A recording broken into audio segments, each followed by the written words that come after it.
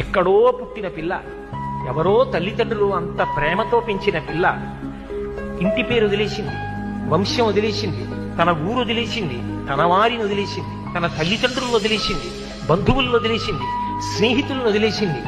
ముక్కు ముఖం తెలియని నా కొడుకు చిటికిన వేలు పట్టుకుని నా ఇంటికి వచ్చింది. తాను మరణ సదృశమైన వేదన పొంది ప్రసవాన్ని పొందింది. నేను తాతనయ్యానని తాను పొంగిపోతాను. నా వంశాన్ని నిలబెట్టింది.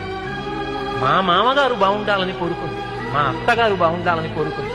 తాను నోము చేస్తే, వ్రతం చేస్తే నా భర్త దీర్ఘాయుష్మంతుడు కావాలని అడిగింది. నిద్ర లేచి మంగళసూత్రం కళ్ళకద్దుకుంటే మా ఆయన బాగుండాలని కోరుకుంది. నా కొరకు ఆమె ఏం అడగల. తన అత్తవారి కొరకు, పుట్టింటి కొరకు. ఆ పిచ్చి తల్లి ఎక్కడో పుట్టిన పిల్ల నా ఇంటికొచ్చి ఇన్ని చేసిందే, ఆ పిల్లగా నాకెక్కువ, నా కొడుకు ఎక్కువ అంటే ఆ పిల్లే నాకెక్కువ, నా కోడలే